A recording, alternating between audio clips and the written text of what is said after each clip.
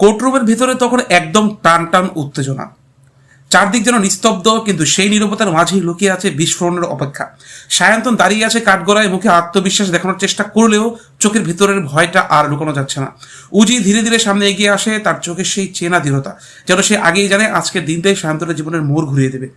জজ সাহেব তখন বলেন, আপনাদের কাছে যদি কোনো নতুন প্রমাণ থাকে তাহলে এখনই পেশ করুন। এই কথাটা শোনার সাথে সাথেই কোর্টরুমে হালকা গুঞ্জন শুরু হয়ে যায়। সবাই তাকিয়ে থাকে উজির দিকে, আর ঠিক তখনই উজি তার ফাইল খুলে একেবারে ঠান্ডা গলায় বলে, ইয়োর অনার, আজ আমি এমন একটা প্রমাণ পেশ করতে চলেছি যা এই কেসের সব সন্দেহ একেবারে শেষ করে দেবে। সায়ন্তনের মুখের রং বদলে যেতে থাকে, তার উকিল তড়িঘড়ি করে বলতে থাকে, ইয়োর অনার, এইসব নাটক দিয়ে সত্যি প্রমাণ করা যায় না। কিন্তু উজি একটু থামে না, সে সরাসরি রিপোর্টটা কোর্টে জমা দেয়। এই হলো ডিএনএ টেস্টের রিপোর্ট। এক মুহূর্তের পুরো কোর্টরুম নিস্তব্ধ হয়ে পড়ে। জজ রিপোর্টটা হাতে নিয়ে মন দিয়ে দেখতে থাকেন কয়েক সেকেন্ড, কিন্তু সেই কয়েক সেকেন্ড যেন সায়ন্তনের কাছে কয়েক ঘন্টার মতো লাগে। তার কপাল দিয়ে ঘাম পড়তে শুরু করে। উজি এবার স্পষ্ট করে বলে, যে জুতোটার মাধ্যমে পুরো ঘটনাটা ঘটানো হয়েছিল, সে জুতোর উপর পাওয়া ডিএনএ এবং সায়ন্তন সেনের ডিএনএ একেবারে হুবহু মিলে গিয়েছে। এই কথা শোনার সাথে সাথে কোর্টরুমের শোরগোল হয়ে পড়ে। খেয়া চোখ বড় বড় করে তাকিয়ে থাকে, তার চোখে জল, কিন্তু সেই জ্বরের মধ্যে এবার একটি অদ্ভুত স্বস্তি, যেন এতদিনের অন্যায়ের একটা উত্তর সে পেয়ে গিয়েছে। সায়ন্তন হঠাৎ করে চিৎকার করে ওঠে, না, এটি মিথ্যে, আমাকে ফাঁসানো হচ্ছে। তার উকিল তখনও বাঁচানোর চেষ্টা করে, ইয়োর অনার, এই রিপোর্ট ম্যানিপুলেট করা হতে পারে, আমরা এর বিরুদ্ধে আপত্তি জানাচ্ছি। উজি সঙ্গে সঙ্গে পাল্টা জবাব দেয়, এই রিপোর্ট সরকার অনুমোদিত ল্যাব থেকে এসেছে, এখানে কোনো ভুল হওয়ার প্রশ্নই ওঠে না। জজ এবার গম্ভীর গলায় বলেন, মিস্টার সায়ন্তন, আপনার বিরুদ্ধে প্রমাণ যথেষ্ট শক্তিশালী হয়ে উঠেছে। এই কথাটা শোনার পর সায়ন্তনের মুখ একেবারে ফ্যাকাশে হয়ে যায়। এ থেকে কোর্টের বাইরে সাংবাদিকরা লাইভ করছে। ডিএনএ রিপোর্টে বড় ধাক্কা খেল সায়ন্তন সেন, মামলার মোড় ঘুরে গেল। কোর্টরুমের ভেতরে তখন আরও বড় ধাক্কা অপেক্ষা করছে।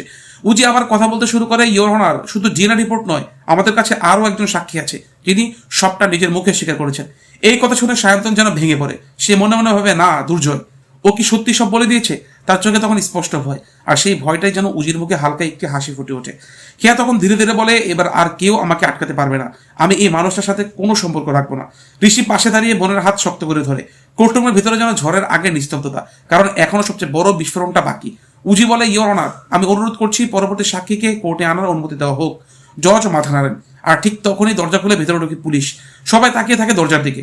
সায়ন্তনের বুকের ধফরানি যেন থামছেই না, কারণ যে মানুষটা ভেতরে ঢুকছে সে তার সব গোপন তথ্য ফাঁস করে দিতে চলেছে। কোর্টরুমের দরজাটা ধীরে ধীরে খুলে যায়, আর ভেতরে ঢুকে পুলিশ। তাদের মাঝখানে দাঁড়িয়ে আছে দুর্জয় ঘোষাল, হাত করা পরা, মুখে ক্লান্তি, কিন্তু চোখে সেই চাপা ভয়, যেটা থেকে বোঝাই যাচ্ছে সে অনেক কিছু লুকিয়ে রেখেছিল এতদিন। এক মুহূর্তে পুরো কোর্টরুমে গুঞ্জন শুরু হয়ে যায়, ও তো দুর্জয়, ওই লোকটাই তো সব জানে। সায়ন্তনের বুকের ভেতর ধকফক শুরু করতে থাকে। সে নিজের অজান্তে পিছিয়ে যেতে চায়, কিন্তু কাঠগড়ার মধ্যে আটকে পড়ে। উজি ধীরে ধীরে সামনে এগিয়ে এসে বলে, ইয়োর অনার, এই মানুষটাই হলেন দুর্জয় ঘোষাল, তিনি এই পুরো ঘটনাটার সাথে সরাসরি জড়িত। জজ গম্ভীর চোখে দুর্জয়ের দিকে তাকিয়ে বলেন, আপনি কি নিজের বক্তব্য রাখতে চান? দুর্জয় প্রথমে চুপ করে থাকে, যেন ভেবে নিচ্ছে কি বলবে আর কি বলবে না। ঠিক তখনই উজি একটু কড়া গলায় বলে, মনে রাখবেন, আপনি যদি সত্যিটা লুকান তাহলে শাস্তি আরো কঠিন হবে, কিন্তু আপনি যদি সত্যি স্বীকার করেন তাহলে আইন আপনার দিকে একটু হলেও সহানুভূতিশীল হবে। এই কথাটা দুর্জয়ের মাথায় বাজের মতো লাগে। সে ধীরে ধীরে মাথা তোলে আর সোজা তাকায় সায়ন্তনের দিকে। সেই চোখে এমন একটা দৃষ্টি যেন সব সম্পর্ক শেষ। সায়ন্তন মাথা নাড়িয়ে ইশারা দিয়ে বলে, কিছু বলিস না। কিন্তু দুর্জয় এবার নিজের মুখ খুলে, ইয়োর অনার, আমি সব বলবো। এই একটা কথাই যেন কোর্টরুমে বিস্ফোরণ ঘটে যায়। সায়ন্তন চিৎকার করে ওঠে, না দুর্জয়, তুই কিছু বলছিস, তুই পাগল হয়ে গিয়েছিস। জজ সঙ্গে সঙ্গে ধমক দেন, অর্ডার, কোর্টে শান্তি বজায় রাখুন। দুর্জয় এবার একে একে সত্য কথা বলতে শুরু করে। এই পুরো প্ল্যানটায় সায়ন্তন সেনের সবাই স্তব্ধ। খেয়া যেন নিজের কানকে বিশ্বাস করতে পারছে না। দুর্জয় বলে, ওই জুতোটার ব্যাপারটা প্রমাণ নষ্ট করার জন্যই করা হয়েছিল। সায়ন্তন নিজেই সবকিছু প্ল্যান করে আমাকে দিয়ে কাজগুলো করিয়েছিল। উজি এবার জিজ্ঞাসা করে, আপনি কি নিশ্চিত আপনি যা বলছেন তা সত্যি? দুর্জয় ধীর গলায় বলে, হ্যাঁ, আমি নিশ্চিত, আমি আর মিথ্যে বলতে চাই না, আমি অনেক ভুল করেছি, কিন্তু এবার সবটা স্বীকার করছি। এই কথাটা শোনার সাথে সাথে সায়ন্তনের পা কাঁপতে শুরু করে।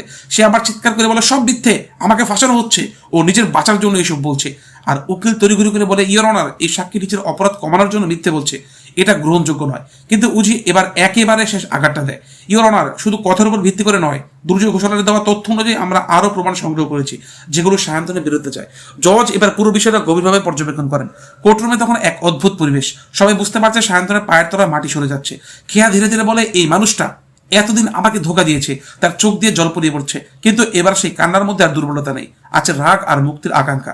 ঋষি দাঁত চেপে বলে, এবার আর ও বাঁচবে না, এইদিকে উজি শেষবারের মতো বলে, ইওর অনার, ডিএনএ রিপোর্ট, প্রত্যক্ষ প্রমাণ এবং সাক্ষী স্বীকারোক্তি সবকিছু মিলিয়ে এটা পরিষ্কার যে সায়ন্তন সেনই এই অপরাধের মূল পরিকল্পনাকারী।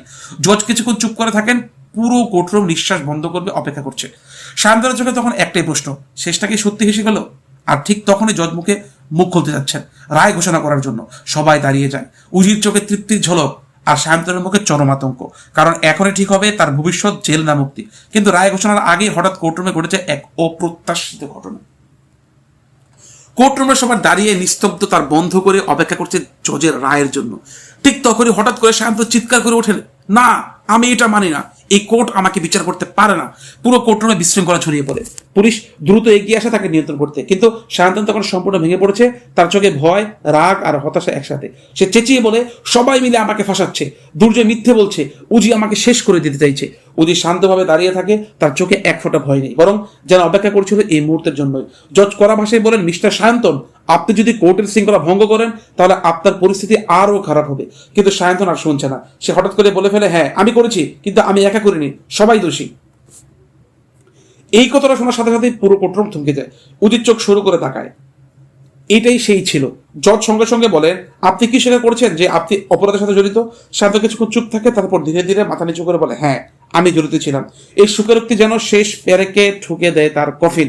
খেয়া চোখ বন্ধ করে ফেলে, তার মুখ বেয়ে জল পড়তে থাকে, কিন্তু এবার সেটা কষ্টের না, সেটা মুক্তির। ঋষি পাশে দাঁড়িয়ে বলে, শেষ পর্যন্ত সত্যিটা বেরোলো। উজি এবার শেষবারের মতো বলে, ইওর অনার, আসামি নিজেই অপরাধ স্বীকার করেছে, এর থেকে বড় প্রমাণ আর কিছুই হতে পারে না। জজ কিছুক্ষণ নীরব থাকেন, তারপর রায় ঘোষণা করেন, সমস্ত প্রমাণ, সাক্ষ্য এবং আসামির স্বীকারোক্তির ভিত্তিতে সায়ন্তন সেনকে দোষী সাব্যস্ত করা হলো। এক মুহূর্তে কোর্টরুমে গুঞ্জন ছড়িয়ে পড়ে। জজ আবার বলেন, তাকে কঠোর কারাদণ্ডে দণ্ডিত করা হলো। পুলিশ এগিয়ে এসে সায়ন্তনের হাতে হাত করা পরিয়ে দেয়। সায়ন্তন শেষবারের মতো খেয়ার দিকে তাকায়, আমাকে একবার ক্ষমা করো। খেয়া মুখ ঘুরিয়ে নেয়, তুমি সেই সুযোগ অনেক আগে হারিয়েছ। এই কথা শুনে সায়ন্তনের চোখে জল এসে যায়, কিন্তু এবার আর কিছু করার নেই। পুলিশ তাকে নিয়ে বেরিয়ে যায়। কোর্টরুমে ধীরে ধীরে ফাঁকা হতে থাকে। উচি এক কোণে দাঁড়িয়ে গভীর শ্বাস নেয়, একটা বড় লড়াই সে জিতে গিয়েছে। খেয়া বাইরে এসে আকাশের দিকে তাকায়, তার চোখে এখন শুরু হয় নতুন শুরু করার ইচ্ছা। ঋষি বলে, এবার তুই নিজের মতো করে বাঁচবি। খেয়া হালকা হেসে বলে, হ্যাঁ এবার আমি নিজের জন্য বাঁচবো। ক্যামেরা ধীরে ধীরে দূরে সরে যায়, কিন্তু গল্প এখানেই শেষ নয়, কারণ দূরে দাঁড়িয়ে কেউ একজন সবটা দেখছিল। তার চোখে আবার নতুন চক্রান্তের ছায়া, মানে সামনে আরো বড় কোনো ঝড় আসছে।